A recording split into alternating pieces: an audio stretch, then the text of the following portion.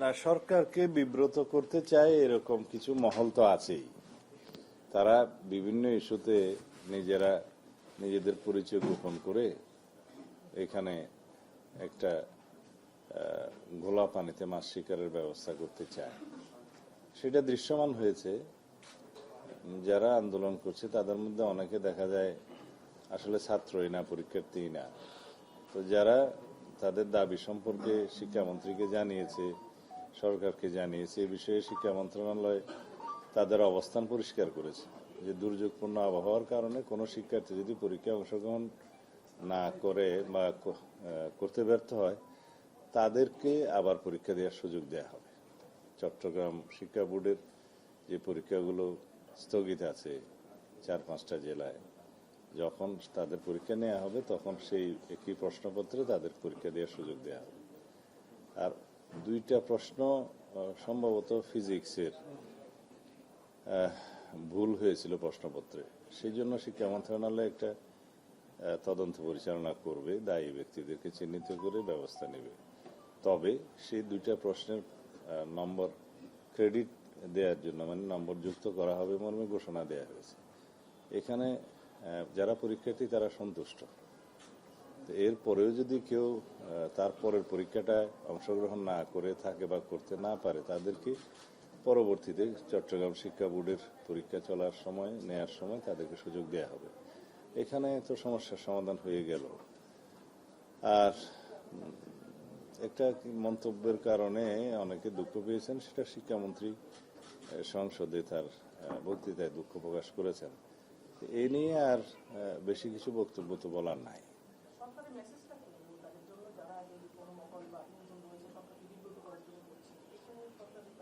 এগুলো আমরা খুব একটা গুরুত্বের সাথে নিচ্ছি না, কারণ আমরা 2-1টা জেলায় এবং ঢাকাতেও 2-1টা স্পটে দেখেছি তাদের সংখ্যা বেশি না যারা এগুলো নিয়ে কথাবার্তা বলছে। হয়তো মিডিয়াতে আসছে সেই জন্য বিষয়টা গুরুত্বপূর্ণ হয়েছে। এগুলো আমরা মনোযোগ দিচ্ছি না।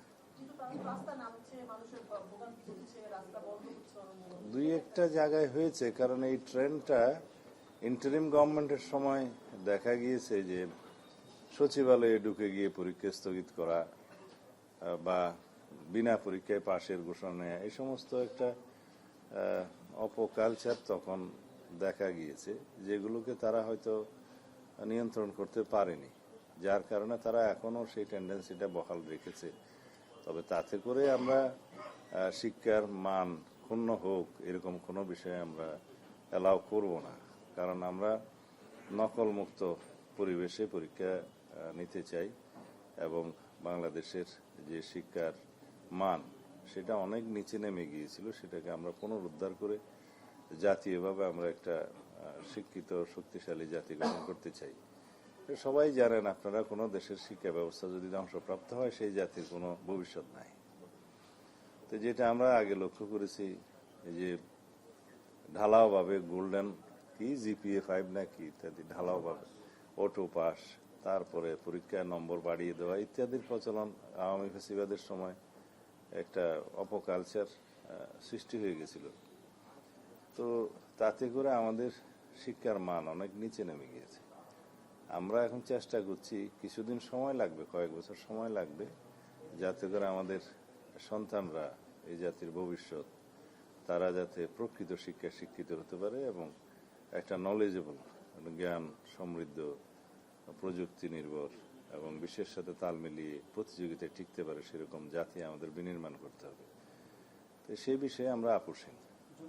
সময় যে পুলিশে ছাত্রদের যে মেরেছিল সেই ছবির সাথে সম্প্রতি যে আন্দোলন হয়েছে সেখানে মিলিয়ে ফেলা হচ্ছে যে পুলিশ আবারও ছাত্রদের মেরেছে। পুলিশকে আসলে আপনাদের কি নির্দেশনা দেওয়া ছিল? না, এগুলা কিছু ডিসইনফরমেশন। প্রকৃত ঘটনা, তথ্য, ছবি, ভিডিও আপনাদের সামনে আছে। এগুলো বিভিন্ন সোশ্যাল মিডিয়াতে উত্তেজনা সৃষ্টি করার জন্য কেউ কেউ হয়তো ব্যবহার করছে।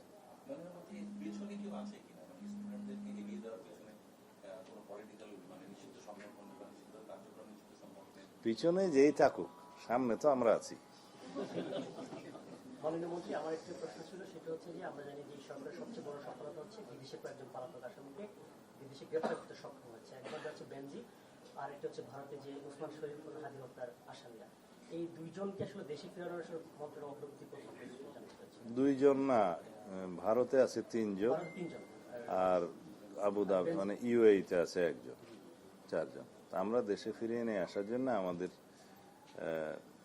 যা কিছু করণীয় আইনানুগভাবে সবকিছু আমরা সম্পন্ন করেছি, যে এক্সট্রাডিটেড হওয়ার জন্য এক্সট্রাডিশন চুক্তি অনুসারে এবং ইউএন চার্টারের অনুসারে যেটা ইউএ এর সাথে করা হয়েছে।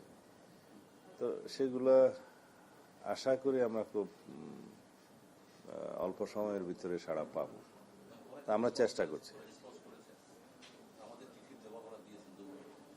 না, চিঠির জবাব তো ওনারা দিবেন না। ওনারা আমাদেরকে বলেছেন যে আমরা এই আসামিকে ফেরত দেওয়ার জন্য 30 দিনের মধ্যে আপনাদের কাছে প্রয়োজনীয় কাগজপত্র চাই। যেটা ইন্টারপোলের রেড নোটিশ অনুসারে তারা গ্রেফতার করেছে, সেটা তো গ্রেফতার হয়েছে, কিন্তু ফেরত প্রদানের জন্য আমাদের কিছু আইনানুগ প্রক্রিয়া আছে, কাগজপত্র আছে, ওয়ারেন্টের কপি আছে, এগুলো পাঠানো বলা হয়েছিল পাঠাতে, আমরা পাঠিয়ে দিয়েছি। 30 দিন সময় দিয়েছিল, আমরা 3 দিনের ভিতরে দিয়েছি। আর ভারতে যে 3 জন আসামি গ্রেফতার হয়েছে শহীদ ওসমান হাদির হত্যাকারীদের মধ্যে, অভিযুক্তদের মধ্যে, তাদের বিষয়ে আমরা একইভাবে এখানকার ওয়ারেন্টের কপি, মামলার কপি, বিস্তারিত তথ্য আমরা পাঠিয়েছি। তো ভারতের সাথে তো বাংলাদেশের এক্সট্রাডিশন চুক্তি আছে, সেই হিসাবে তারা তাদেরকে প্রেরণ করবে। তো ইতিমধ্যে তারা যেহেতু তাদের স্থানীয় কোর্টে বেআইনি অনুপ্রবেশের মামলা সহ অন্যান্য মামলায় গ্রেফতার আছে এবং বিচারাধীন আছে, সেটা বিবেচনায় নিয়ে তারা হয়তো একটু সময় নিচ্ছে। তবে এক্সট্রাডিশন চুক্তি অনুসারে আমার যতটুকু জানা আছে, মামলা বিদ্যমান থাকলেও চালু থাকলেও ফেরত পাঠানো যায়। এই উভয় দেশের মধ্যে সেই চুক্তিটা আছে। সম্প্রতি একটা অভিযোগ পাওয়া গেছে যে আরাকান আর্মি যে রয়েছে সেখানে বেশ কিছু বাংলাদেশি আরাকান আর্মিতে যোগ দিয়ে সেখানে যুদ্ধরত অবস্থায় আছে এবং অনেকেই যোগ দিচ্ছে, এরকম একটা অভিযোগ পাওয়া গেছে। বিবিসি নিউজে এই বিষয়ে একটি বিশেষ অনুসন্ধানের রিপোর্টও প্রকাশ হয়েছে। এই ব্যাপারে আপনাদের কোনো আমাদের কাছে সেরকম তথ্য নাই, আমাদের কাছে সেরকম তথ্য নাই, আমরা খোঁজ নিয়ে দেখতে পারি। মাননীয় মন্ত্রী, একটা বিষয় হচ্ছে যে এই চলতি বছরই তো স্থানীয় সরকার নির্বাচন হবে। এর মধ্যে আমরা সামাজিক যোগাযোগ মাধ্যমে দেখছি যে পলাতক শেখ হাসিনা সে ফিরে আসার জন্য ঘোষণা দিচ্ছে, যেটি কিছুক্ষণ আগে বলেছে মিস ডিসইনফরমেশনের একটা ক্ষেত্র তৈরি হচ্ছে। সেই জায়গা থেকে নির্বাচনকে ঘিরে এবং এই যে শেখ হাসিনার দেশে ফিরে আসার ঘোষণা দেওয়ার মধ্যে আপনাদের কোনো কনসার্ন তৈরি হচ্ছে কিনা, বা আইন শৃঙ্খলা পরিস্থিতির অবনতি হতে পারে কিনা, এটি নিয়ে আসলে আপনাদের কোনো কনসার্ন আছে কিনা? আপনার প্রশ্ন থাকতে পারে, সন্দেহ থাকতে পারে, তবে আমাদের মধ্যে কোনো সন্দেহ নেই। স্থানীয় সরকার নির্বাচন, আমরা প্রস্তুত আছি। স্থানীয় সরকার নির্বাচন একটু আবহাওয়ার উপরও নির্ভর করতে হবে, এখন বর্ষাকালীন সময়, সেই জন্য সেপ্টেম্বর অক্টোবরের দিকে আমাদের মাননীয় স্থানীয় সরকার মন্ত্রী তো এই বিষয়ে কথা বলেছেন, তখনই ইউনিয়ন পরিষদের নির্বাচনটা দেওয়ার কথা বলেছেন। এই প্রস্তুতি চলছে, এইটার সাথে অন্য কোনো কিছুর সম্পর্ক আছে বলে আমি মনে করি না। আর যারা এই যে শেখ হাসিনার কথা বললেন, তো সে দেশে ফিরে আসতে চায়, আমরা তো তাকে ফিরিয়ে আনার জন্য এক্সট্রাডিশন চুক্তি অনুসারে ইন্টারিম গভর্নমেন্টের সময়ও পত্র দেওয়া হয়েছে ভারত সরকারের কাছে, এরপর আমরা তাগাদাও দিয়েছি।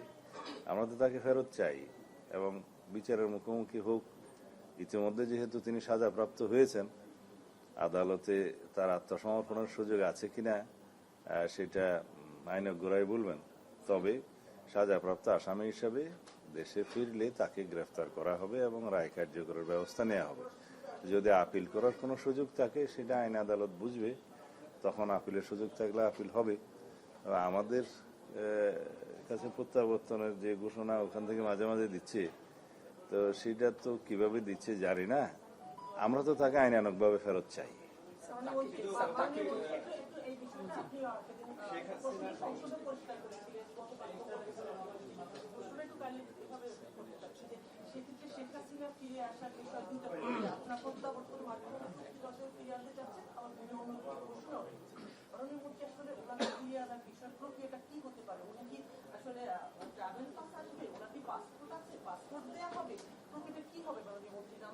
সেটা ভারত সরকারের বিষয়। এক্সট্রাডিশন চুক্তি অনুসারে তাকে ফেরত দিতে গেলে তারা ট্রাভেল ডকুমেন্ট দিয়ে পাঠাবে না অন্য কোনোভাবে পাঠাবে, তারা সেই আইনানুগ ব্যবস্থাটা তারা নেবে। আমরা চাই আইনানুগ প্রক্রিয়ার মধ্যেই তিনি ফেরত আসুক। আমি একটা জিনিস আমার জানার, সেটা হচ্ছে কিছুদিন আগে আপনি দেখেছেন যে সারা বাংলাদেশে ওই যে আরবি হরফে যে পতাকাগুলো, তো তখন আপনাকে প্রশ্ন করার প্রেক্ষিতে আপনি বলেছিলেন যে আপনারা খতিয়ে দেখবেন এর পেছনে কারা আছে, এবং গতকালকে প্রধানমন্ত্রী বলেছেন যে বাংলাদেশে কোনো উগ্রবাদী বা ফান্ডামেন্টালিস্ট যারা এই স্থান হতে দেওয়া হবে না। তো আপনারা খুঁজে পেয়েছেন যে কারা এত বড় আকারে বাংলাদেশে পতাকার মধ্যে করবে? হুজুগে কিছু মানুষ আমাদের ধর্মীয় সেন্টিমেন্টকে কাজে লাগিয়ে এগুলো হয়তো করার চেষ্টা করছে। আমরা মনে করি এখানে কিছু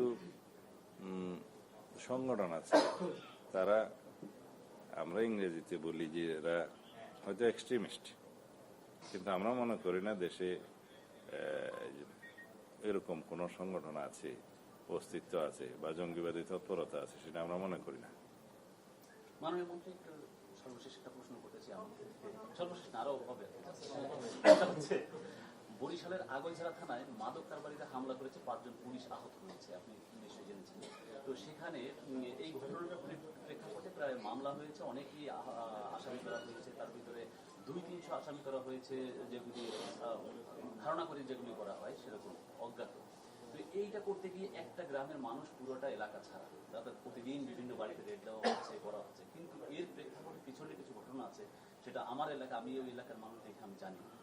সেটা হচ্ছে ওখানে এই বিএনপি সরকার ক্ষমতা আসার পরে মানববন্ধন মিছিল করানো হয়েছিল, যে মাদক কারবারিদের গ্রেফতার করানো হোক তখন, এবং এটা ইউনিয়নের কাছে স্মারকলিপি দেওয়া হয়েছে, এবং যারা ওই মামলা মিছিলে ছিল, মানববন্ধন ছিল, তাদেরকেও আসামি করা হয়েছে। নাম্বার 1। নাম্বার 2 হচ্ছে যখন এই মিছিল মানববন্ধন করা হয়, ওই মাদক কারবারিরা তখন পুলিশের সাথে থানায় বসে আড্ডা দিচ্ছে, চা খাচ্ছে, তাদের সাথে সক্ষতাটা পুলিশের এরকম।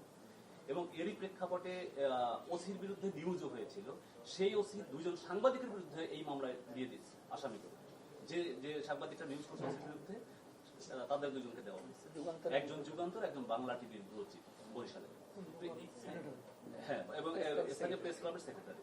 বক্তৃতা হয়ে যাচ্ছে, কোশ্চেন এটাই মানে এই যে মামলা বাণিজ্য করার জন্য যে পুরো একটা গ্রামকে এলাকা ছাড়া করলো, এই ব্যাপারে আপনার আসলে কি? আপনার বাড়ি কি ওখানে আগরজোড়া? জি, বরিশাল তথ্যমন্ত্রীর পাশে।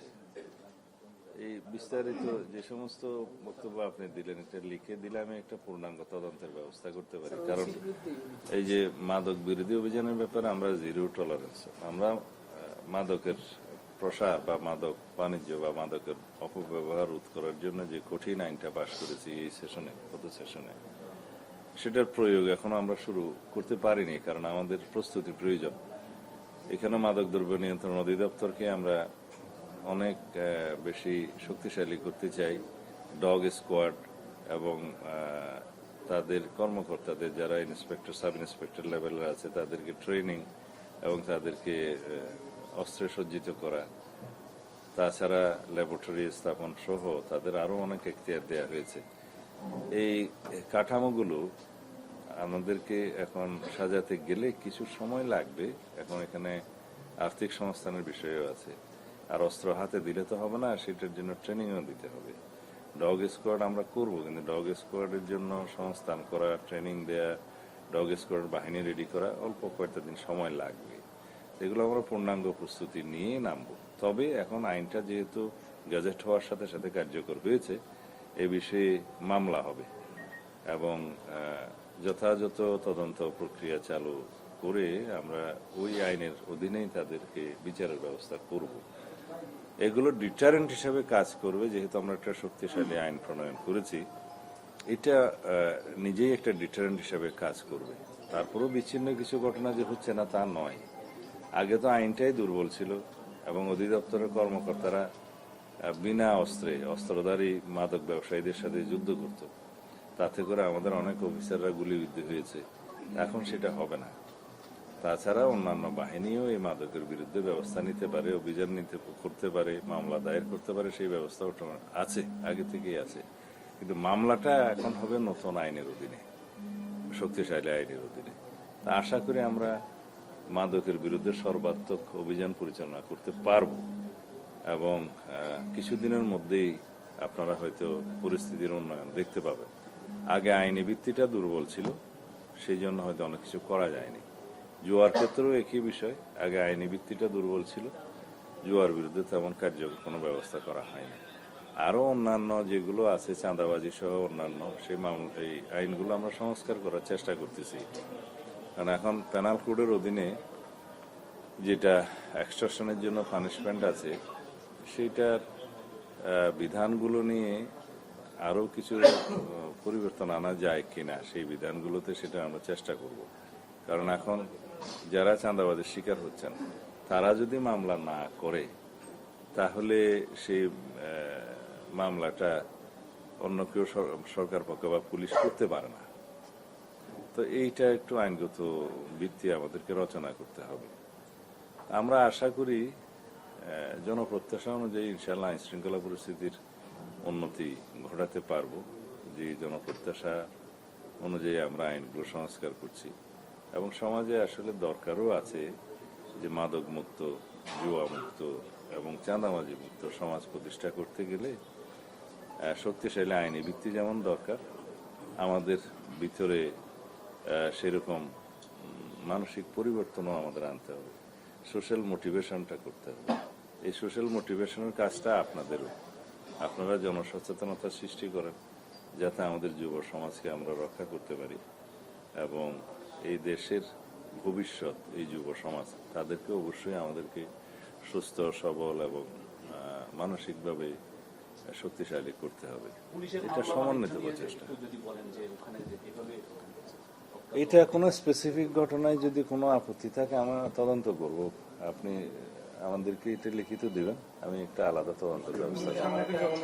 আবদার সেটা হচ্ছে যে আপনি এর আগে পুলিশদেরকে পুরস্কার দিয়েছেন, আজকে অনুষ্ঠান ছিল। আমি আশা করবো যে আগামী অনুষ্ঠান যখন হবে তখন যেগুলো পুলিশের বিরুদ্ধে ব্যবস্থা নেওয়া হয়েছে বা এই সময়ের মধ্যে এগুলোর জন্য আমরা একটা তালিকা পাই আপনার কাছ থেকে। পুরস্কার পেয়েছেন 10 জন, কিন্তু এর মধ্যে আমরা তিরস্কৃত করেছি 20 জনকে। অনেকে চাকরিচ্যুত হয়েছে, সেই তালিকা তো আপনারা পান। এই জিনিসটাও যেন আমরা এবং যে সমস্ত বিষয়ে মামলা হচ্ছে পুলিশের বিরুদ্ধে সেটাও পত্রিকায় আসতেছে, যেখানে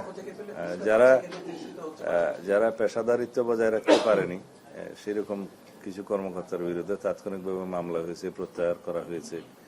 যেমন চট্টগ্রামে একজন ক্রিকেটারকে হেনস্থা করা হয়েছিল, তার সাথে সাথে আমরা পুরস্কৃত যেমন করছি তিরস্কৃত করতেও আমরা কসুর করছি না। এটা আপনাদের সংবাদ মাধ্যমে তো প্রকাশিত হচ্ছেই। উঠি জনপ্রত্যাশা পূরণ হচ্ছে, আমরা মনে করি এটা আরো ভালো হবে, ভালো হচ্ছে।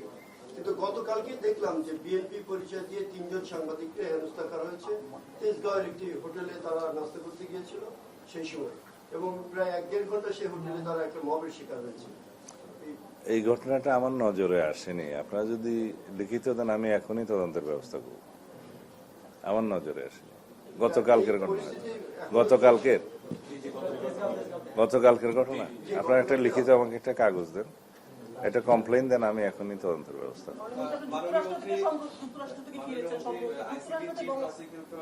তিনি বলেছেন যে সরকারিভাবে জুলাই যে শহীদের তালিকা করা হয়েছে, তো সেই তালিকার পরে বেশ কিছু অভিযোগ এসছে যে নদীতে লাশ ভাসিয়ে দেওয়ার মতো ঘটনাও ঘটেছে। তো সেই ক্ষেত্রে 1400 আপ হয়ে যেতে পারে শহীদদের সংখ্যা। তো এই বিষয়টাকে এটা আমি জাতীয় সংসদে আমার বক্তব্যে বলেছি, যারা জাতিসংঘের রিপোর্ট অনুসারে 1400-র মতো শহীদ এর তালিকা তারা পেয়েছেন, হদিশ পেয়েছেন, কিন্তু আমাদের জানা মতে সেটা 2000-এর বেশি হতে পারে। কিন্তু ওই যে স্বৈরাচারী আমলের শেষ দিকে পতনের আগে তারা হাসপাতাল থেকে নথিপত্র গায়েব করে দিয়েছে, অনেক ক্ষেত্রে ট্রিটমেন্ট দিতে দেয় নাই, অনেক ক্ষেত্রে লাশ গুম করে ফেলেছে, অনেক ক্ষেত্রে বেওয়ারিশ হিসেবে দাফন করেছে। এখন আত্মীয় স্বজনরা শহীদের লাশ খুঁজে বেড়ায়, খবর খুঁজে বেড়ায়, আমরা দিতে পারি না। সেই বক্তব্য আমি দিয়েছি। তা এখন যেহেতু ডিএনএ টেস্টের মাধ্যমে এই যেগুলো কবর খুঁজে পাওয়া যাচ্ছে আর কি, গণকবরের মতো, সেখানে ডিএনএ টেস্টের মাধ্যমে যদি এটা উদ্ঘাটিত হয় তখন স্বাভাবিকভাবে শহীদের সংখ্যা বাড়বে। ডকুমেন্টেড হইতে হবে। তো মুক্তিযুদ্ধ মন্ত্রণালয় থেকে যে তালিকাটা করা হয়েছে একজ্যাক্ট সংখ্যাটা আমার সামনে নেই, 800 কত জনের কথা বলেছিলাম, 843 জন না কত জনের কথা বলেছিলাম। তো সেইটা ডকুমেন্টেড আছে, তাদেরকে শহীদ হিসেবে তালিকাভুক্ত করা হয়েছে, গেজেট করা হয়েছে। আহতদেরও ক, খ এবং গ শ্রেণী হিসেবে 3 শ্রেণী হিসেবে তালিকাভুক্ত করা হয়েছে। মোট সংখ্যা 15,000 কতজন, আমার কাছে সঠিক সংখ্যাটা মনে হয় 15,000 কতজন হবে শহীদ সহ। তো এই তালিকা এই বিভিন্নভাবে যদি ডিএনএ টেস্টের মাধ্যমে প্রমাণিত হয় তো সংখ্যা তো বাড়বেই। আমার মনে হয় আমাদের প্রধান তদন্তকারী কর্মকর্তা বা চিফ প্রসিকিউটর আইসিটি কোর্টের কালকে সে বিষয়ে কথা বলেছেন, হতে পারে। প্রধানমন্ত্রী এর বিপরীত চিত্র আছে, মারাই যায়নি অথচ মামলা হয়েছে। আমরা আজকে একটা রিপোর্ট একটা বিডি নিউজে বের হয়েছে, সেটা হচ্ছে যে যে হত্যা করা হয়েছে বলা হচ্ছে সে সৌদি আরবে অবস্থান করছে। তার সাথে সাংবাদিক কথা বলেছেন, বলছে আমি তো বাদীকেও চিনি না, আপনার যে মারা গেছে তাকেও চিনি না, কারণ আমি তো সৌদি আরবে চলে আসছি। যে মামলা যে আছে এই যে বাদীগুলো যারা বাদী হচ্ছে তাদেরকে খুঁজে পাচ্ছে। এগুলা ইন্টারিম গভর্নমেন্টের সময় অভিযোগের ভিত্তিতে অনেক ক্ষেত্রে এই তালিকাগুলো করা হয়েছে, তো তারাও বেশি তদন্ত করার সুযোগ হয়তো তখন পায়নি। তা এখন ক্ষেত্র মতে এই সমস্ত অভিযোগ পাওয়া গেলে আমরা তদন্ত করে অবশ্যই সেটা তালিকা থেকে বাদ দেওয়া হবে। কিন্তু বাদীদের ব্যাপারে কোনো ব্যবস্থা নেই, যারা ভুয়া বাদী হয়ে সাজে। সেই ব্যাপারে স্বরাষ্ট্র মন্ত্রণালয় থেকে একটা সিদ্ধান্ত মাঠ পর্যায়ে জানিয়ে দেওয়া হয়েছে। যে সমস্ত মামলায় হাজার হাজার আসামি করা হয়েছে সেই মামলাগুলোতে আসামিদের ক্ষেত্রে একটা আইনি তো আছে 173 দ্বারা, এটা ফাইন্ড আউট করে তাদেরকে চার্জশিটের আগেই যেন বাদ দেওয়া হয়। তো এটা নিয়ে আমরা আবার বসবো। কিন্তু বাদীদের ক্ষেত্রে কোনো যারা বাদী অভিযোগ করেছে, আমি অভিযোগ করেছি, বাদীদের ক্ষেত্রে এটা ব্যবস্থা নেওয়ার বিধানটা আদালতের। এই যে মিথ্যা মামলা করলে যে বিধানটা বাদীর উপরে বর্তায় আর কি, সেটা আদালতের বিষয়। এটা আছে আছে এটা পুলিশ রিপোর্ট দিবে, এটা মামলার ক্ষেত্রে এটা পুলিশ বলবে যে 211 না 211 যেটা পুলিশ দেবে হ্যাঁ, সেটা সেই ক্ষেত্রে বাদীর বিরুদ্ধে ব্যবস্থা নেওয়ার এখতিয়ারটা আদালতের। কিন্তু দিতে হবে রিপোর্ট পুলিশকে, না সেটা আদালতই বলবে তখন।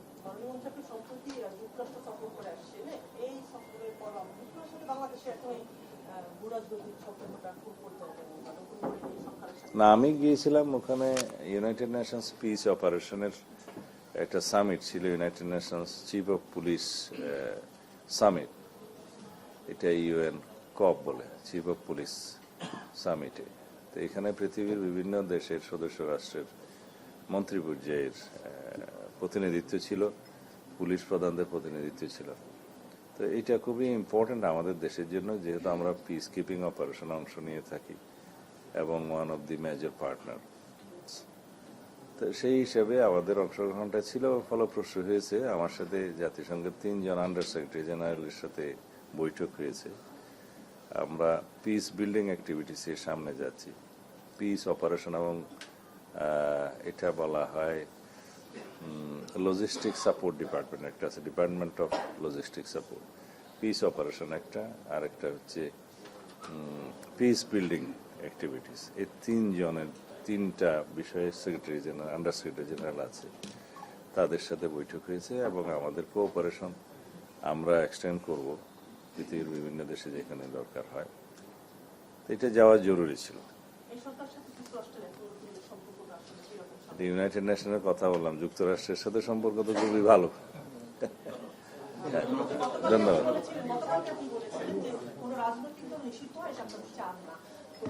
না সেটা অন্য জিনিস। প্রশাসনিক আদেশে মানে এক্সিকিউটিভ অর্ডারে কোনো রাজনৈতিক দলের নিষিদ্ধ হওয়াটা, সেটা আমরা চাই না। এটা বিএনপির অবস্থান, এটা আগেও ছিল। আমরা চাই সবকিছু জুডিশিয়ালি হবে, আইনানুগ প্রক্রিয়ায় হবে। তো সেই বিষয়টা তো আমাদের আগে থেকেই নীতিগত সিদ্ধান্ত। কিন্তু আওয়ামী লীগের সংগঠন হিসাবে বিচার করার আইনানুগ প্রক্রিয়া এখন চালু আছে, যেহেতু এটা আইন পরিবর্তন করা হয়েছে এবং আর্টিকেল 47 অনুসারে কনস্টিটিউশনের এই যে আইসিটি একটা পরিবর্তন আনা হয়েছে। মানবতা বিরোধী অপরাধ, গণহত্যা এবং যুদ্ধ অপরাধ, এই 3টা বিষয়ে আগে ব্যক্তির বিচার করা যেত, এখন সংগঠনের বিচার করা যাবে। তো যেহেতু আমরা মনে করি, দেশবাসী মনে করে আওয়ামী লীগ দল হিসাবে এই গণহত্যার জন্য দায়ী, মানবতা বিরোধী অপরাধের জন্য দায়ী, সুতরাং তাদের বিরুদ্ধে তদন্ত পরিচালিত হচ্ছে এবং তদন্ত শেষে অভিযোগ দায়ের হলে আইসিটি কোর্টে সেটার বিচার শুরু হবে। আমরা এটা ত্বরান্বিত করার জন্য আমাদের